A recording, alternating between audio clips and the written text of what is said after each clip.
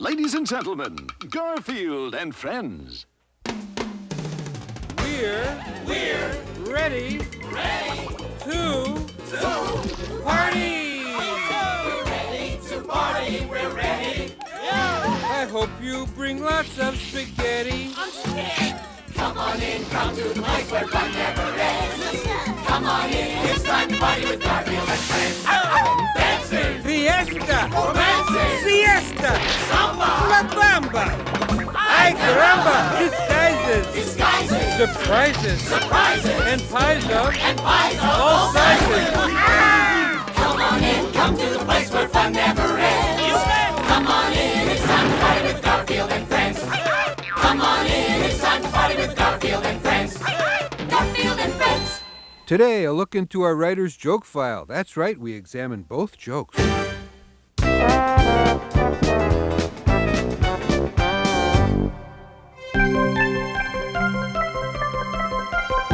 Isn't it all amazing, guys? This is an exhibit of the latest scientific breakthroughs and inventions. Big, fat, hairy deal. Come on, Oldster, let's case the snack bar. Boy, they have machines now that do everything but dance the can-can. Boy, they have machines now that do everything. What else do they got here? This is the device builder. It builds a device, and then that device in turn builds another device. Then that device in turn builds another device. Then that device in turn builds another device. And then that device. My invention here is very expensive, and it does absolutely nothing. Why don't you junk the whole thing? Oh, I can't. I have too many government contracts to fill. This then would be the Shekitron 3000, the world's first comedy-performing robot. Observe, if you will. What do you call a zero-based digital telesponder without a coil? Lucky. Pop, pop. How many amplified relocator units does it take to change a light bulb? 9.2. Oh, I am on a roll. You'd have to be pretty dumb to find this stuff funny. 9.2. Oh, that's so funny. I rest my case. I have to have one of these for my home. I wonder how much they are. Excuse me, but how much is one of these robots? The price is right on this sign. Assume John catching positions. That's the price. But oh. Nice catch. That's an outrage. I can do it myself in my garage for half the price. Uh-oh, that's what he said when they told him he had to have his appendix out. That much for a simple comedy robot. Ha! I'll show them. Oh, I hope this turns out better than the home appendectomy. Install mirthometer next to whimsy filter, facing away from pun generator. Then, install irony modulator. Building a comedy robot is a cinch. Okay, let's get this over with. There you see on the brochure the very expensive comedy robot. For only pennies, I have made an exact duplicate.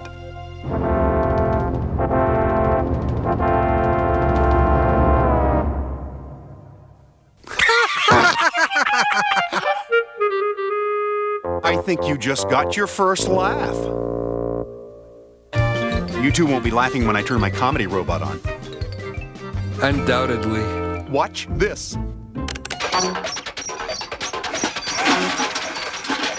Now watch this. I'll press tell joke.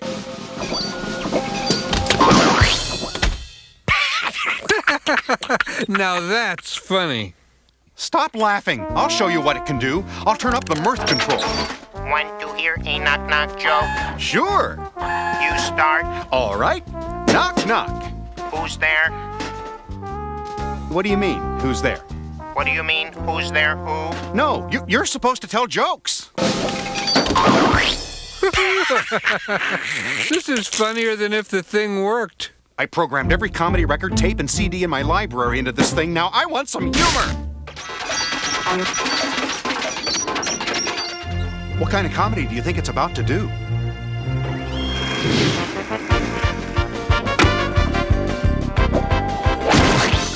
The low kind. Thank you. You know how when a robot goes berserk, its tapes get all scrambled? You ever notice that? Isn't it sad you build a comedy robot and give it life, and then it goes nuts and destroys you? Okie dokie, your time is up.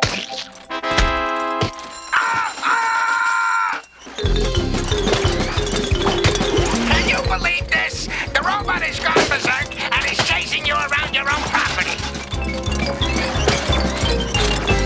Which way did they go? Which way did they go, George? Beep, click, they went that away. Thank you very much. I think I fooled them for a few minutes. Would you believe 10 seconds? Oh, you big crazy. I'm gonna give you such a hit.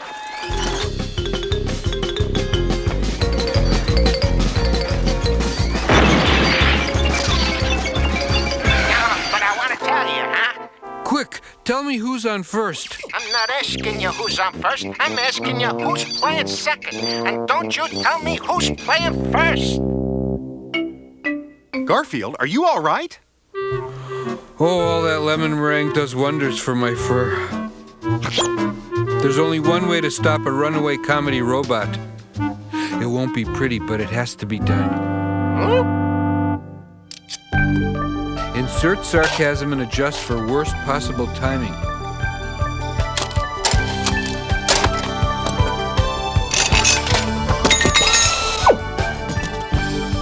All done. How to build a heckler robot? A heckler robot? I programmed him with my own personal sarcasm. Don't sit too close to the TV. This could be dangerous. I can't believe this. I've turned on my master, the man who built me. Hey, you call yourself a robot? I've seen better circuits on popcorn makers. That's the most ridiculous thing I ever heard. Oh, some impression. I'm just devastated. Oh, you're too close to me. How far should I be? You got a car? No, but I kid mechanical people. You know, you're very close to a piece of junk. Well, then I'll move away. You know how when a robot goes... Hey, is that your face or did someone rear-end an Edsel? Isn't it sad you built a comedy robot? And give it What's happening to my robot? Can you believe this? Take cover. We're about to have a comedy explosion.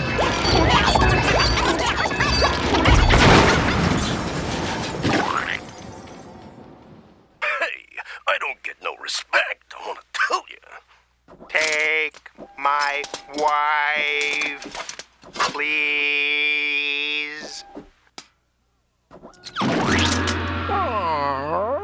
My comedy robot. What happened to him? I killed him, you jerks. Boy, you should have seen. I destroyed him, you morons. He went to pieces. I had him on the floor, you hockey punks. Now how do we get rid of him?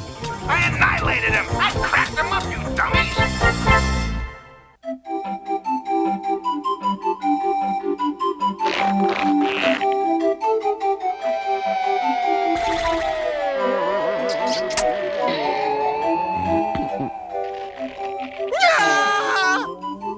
Garfield, what in the world do you think you're doing? Why, being your bungee buddy, you silly neener head. Neener, neener.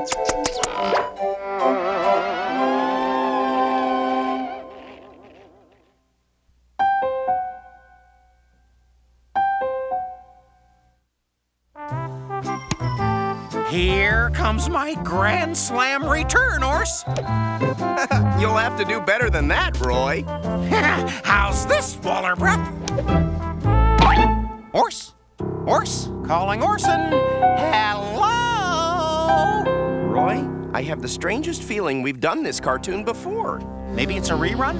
No, when you have the feeling you're doing things you've already done, do you know what that's called? The writer running out of ideas? No! Because that happened halfway through the second season. It's called deja vu. You can't say that on a kid's show. It's not a dirty word, Roy. Well, if it isn't, it should be. Let's get back to badminton. What are those two yammering about? Not that I care as long as I get some nice juicy chickens to fricassee. Here we go, here we go, here we go. I'll take you, and you, and you, and I must have you, and definitely you, and you know, it feels like I've done this before. Okay, Orse. On tippy toes. Here comes my Grand Slam return, Orse. You'll have to do better than that, Roy. How's this, Waller Breath? Didn't we do this already? It's... Watch. $5 says he can't get my whole name out. It's the way we. Why don't you stay here and work on your vowel sounds? And now, all I have to do is get away with them chickens.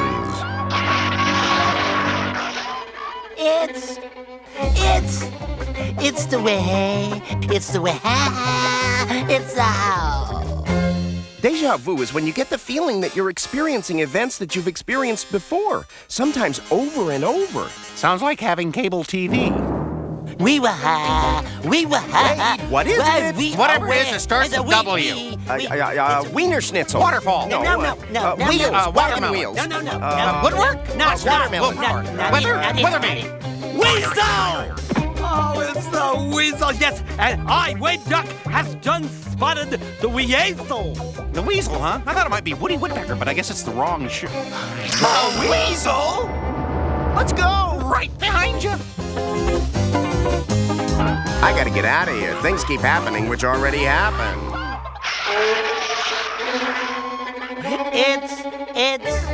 Oh, not again. It's the hey. It's the whoa. It's the wow. I know. I have to change things around. I'll hide the chickens here and run this way. Here we go. I must have you, and definitely you. I did this already. I already stole these chickens. I stole them and I hid them in a bush. That's right. I gotta go get them. Deja vu is when you get the feeling that you're experiencing events that you've experienced before, sometimes over and over. You said that before, and it still sounds like having cable TV. There's the bush I hid the chickens in. Oh, no. They're not in there. Yes, we definitely seem to be having a lot of deja vu around here today. You keep saying that, but I don't see the weasel. Wade must have been wrong. Let's get back to badminton. What are those two yammering about? Not that I care, as long as I get some nice, juicy chickens to fricassee. Here we go. I'll take you and you and you, and I must have you, and definitely you, and oh no! I'm back in this scene again. I can't take it. Doing the same thing over and over again. Oh no, it's never again. I'm never coming back, but I keep coming back. But I stole those chickens 3 times. You can expect to be beaten again, Pig. Well, that's possible. The past does have a way of repeating itself. You can expect to be beaten again, Pig. Well, that's possible. The past does have a way of repeating itself.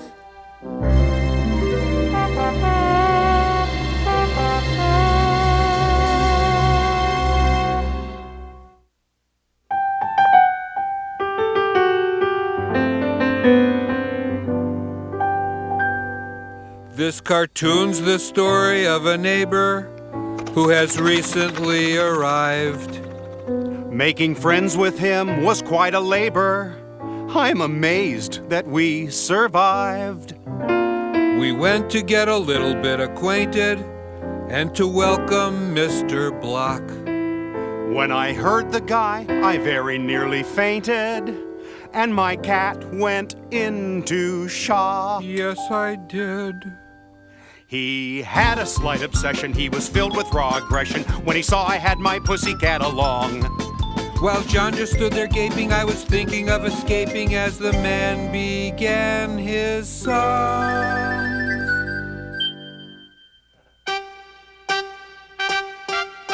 They're screeching and yelling and always rebelling, and that's why I hate a pussycat. Their litter's aroma could bring on a coma, and that's why I hate a pussycat. Given the choice, I would rather have a dog. A cat just lies like a bump upon a log. But when a puppy is playing, a cat's disobeying and getting increasingly fat. That's why I hate a pussycat. A cat is always shedding and getting into scrapes. But they don't cost all that much to keep.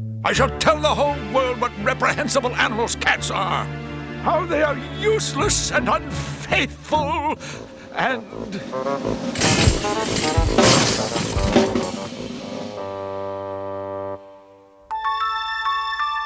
Foo-Foo, is it you? After all these years, you came back to me. Hey, take it easy, pal. We just met. Mr. Block, you're being introduced. Oh, here's your typical afternoon controversial TV talk show guest. Today I am presenting someone you'll be resenting, for you adore a show with hate that's loudly expressed. And now I'm bringing you an exclusive interview with someone you'll detest. This man despises cats so much you'll think he is nuts. I know you won't change channels while he's spilling his guts. Of all the angry folks I've had on, he is the best. Now here's your typical afternoon controversial TV talk show guest.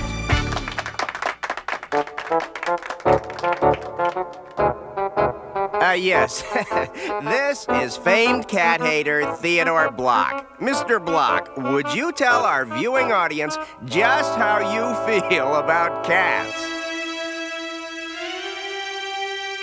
It's so reassuring when you hear one purring, and that's why I love a pussycat. Now wait a minute, sir. Their fur is like ermine, they guard us from vermin, and that's why I love a pussycat. We advertise hatred There are today. some people who'd rather have a dog. It's sweet. That kind of thinking just leaves me all agog. There go my ratings. But when a puppy is yapping, a kitty is napping, you need one in every habitat. That's why I love a pussycat. No one wants to watch nice things on daytime TV. A cat will let you pet him and interrupt his nap. But we'd rather no one made a peep. And anytime you let him, he will sit upon your lap. And he'll stay till your legs are fast asleep. There is a pet shop with 20 cats or more. I'm going to go down and buy out all in store. You hug them and kiss them. And frequently miss them. The animal world's aristocrat. That's why I love a pussycat. That's your new master. What do you think? Well, I kind of like him. I think he'll take good care of me. Maybe long ago I even was his foo-foo. Can't we do something about that name? They really impress you, the way they caress you. And that's why he loves a pussycat.